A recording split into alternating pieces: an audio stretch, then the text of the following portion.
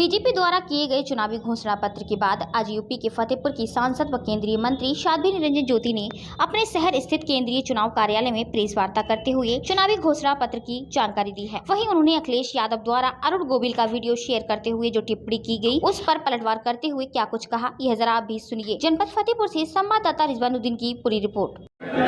देखिए, अभी विधायक जी ने कहा कि प्रेस वार्ता में चुनाव का समय होता है, किसी को कहीं लगे हो सकता है कि महीना होती है, तो ये चुनाव के समय ये नहीं देखा जाता। दीदी बीएसपी के नेशनल चुनाव में मुझे पूरे समाज का सपोर्ट मिल रहा है, मेरा पूरा परिवार मेरे साथ है। दीदी बीएसपी के नेशनल कोऑर्डिनेटर आकाश आनंद ने कहा है कि दीदी बीएसपी के नेशनल कोऑर्डिनेटर आकाश आनंद ने कहा है कि बीएसपी बीजेपी के साथ नहीं जाएगी, इस बार चुनाव में होगा बीएसपी का चौंकाने वाला परिणाम। अब इनकी बातों पर विश्वास नहीं करेगा। कांग्रेस के साथ गठबंधन किया, जिसने मायावती की इज्जत लूटने का प्रयास किया, 19 में उनके साथ जाके खड़ी हो गई, तो इनकी बातों पर कोई विश्वास करने वाला। अखिलेश ने अरुण गोविल का एक वीडियो शेयर करते हुए लिखा, जो लोग संविधान में प्रगतिशील संशोधन करने, मूलभूत बदलाव करने के बीच अंतर नहीं समझते, उन्हें टिकट देकर बीजेपी ने भारी भूल की, लेकिन इससे ज्यादा फर्क पड़ने वाला नहीं है। देखिए, अब अखिलेश जी डिम्पल यादव की सीट बचा ले तो बड़ी बात है।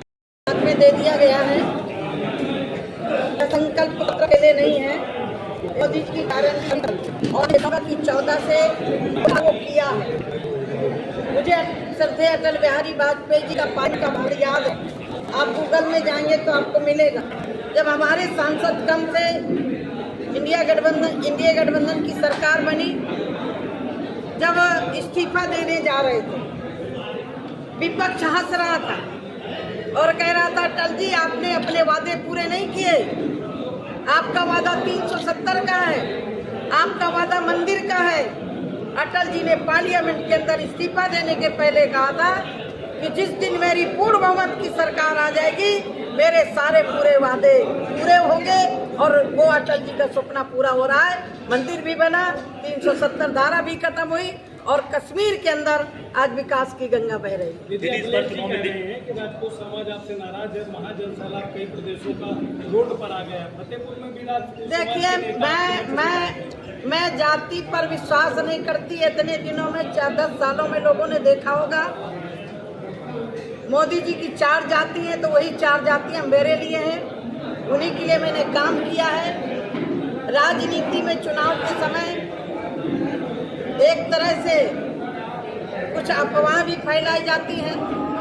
मैं अभी गांव में जा रही हूँ, उन गांवों में जो 10 साल रहने के बाद भी लोग ये कहें कि हमने ऐसा सांसद नहीं देखा कि जिले में कभी किसी को लड़ाने का काम नहीं किया, जमीन कब्जा करने का काम नहीं किया। ये यदि कोई 10 साल के बाद मुझे कह रहा है तो वो मुझसे प्यार करता है। लगातार टिकट बदल रही, घोषणा देखिए, उनकी जमीन बिल्कुल चली जा चुकी है। जब जिसकी जमीन चली जाती है तो चाहे जितने प्रत्याशी बदले, कुछ भी नहीं होने वाला।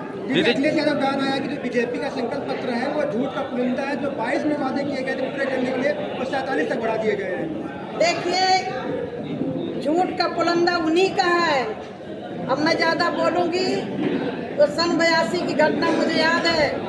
इंदिरा गांधी ने कहा था कि मेरे रहते कोई बिना कच्ची पक्की छत के नहीं बचेगा, कोई भूखों नहीं मरेगा। लेकिन सन 77 में सूखा पड़ा तो काम के बदले अनाज दिया गया था, लेकिन मोदी जी ने काम के बदले अनाज नहीं, मुफ्त में राशन भी दिया। आवश्यकता पड़ी तो मनरेगा में पैसा बढ़ा करके उनको गांव में काम दिया। तो ऐसा बयान क्यों दे रहे हैं लोग? पार्टी में